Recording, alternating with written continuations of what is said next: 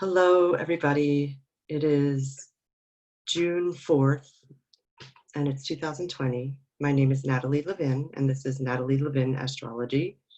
I am bleaching my hair because right now you got to do what you got to do and take a moment when I have to take a moment. I invite myself to take a moment when I can to check in with you all during this really wild time. I want to let you know that we are in eclipse season. And eclipse season, this particular one is, as you may imagine from what's happening in the world, it's extra. So usually eclipses are already a little wonky and strange. I'm not an expert in them, but imagine if you were living in ancient times and you're walking along and suddenly the sun goes out because the moon goes in front of it, but we don't know why the sun goes out. That would be really freaky and scary. I mean, I imagine. And if you're walking along and the moon is full and gorgeous, and then suddenly it vanishes behind the earth.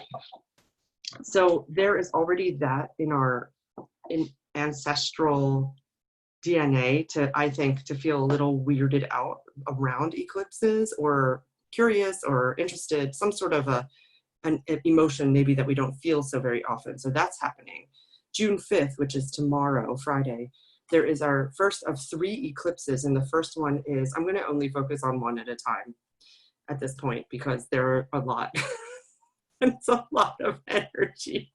So tomorrow's is at 15 degrees of Sagittarius. So are you a Sagittarian? Do you have planets in Sagittarius? Is this stuff you don't actually know about yourself? If you don't understand this about your own chart, I invite you to reach out to me and maybe we can set up a session and have a conversation about your chart.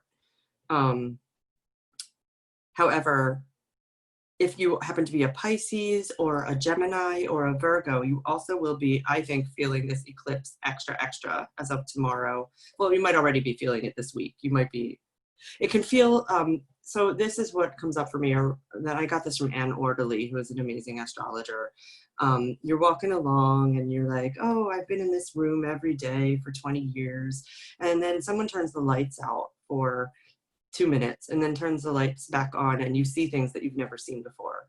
That is the energy of an eclipse, but this is a lunar eclipse, which is around the moon, and the moon is our inner world. It's how we process emotions.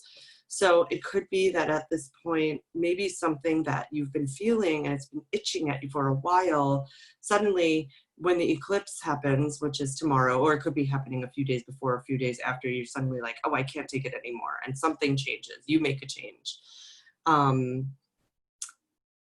Eclipses can also bring a feeling of physical illness, not just a feeling, but an actual illness. And it's very disrupting for our natural body rhythms because we're used to having, for example, if it's a solar eclipse, we're used to having this gorgeous sun shining down on us. And then imagine all of a sudden the sun is dark. And we about 2 years ago had a solar eclipse in Leo, and the sun was out for like 2 minutes. And when that happened in the middle of the day, the crickets started to chirp and the birds started to sing their nighttime dusk sounds. So it's very disorienting and it messes with time. So I would say that simply to know that this is happening amidst all the other stuff I've been talking about for a while.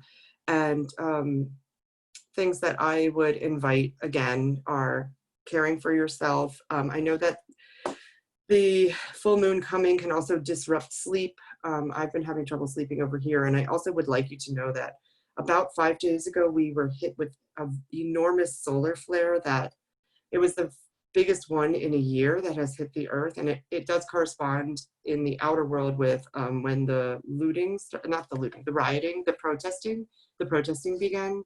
So it's a lot of electrical impulse that is hitting us right now as humans.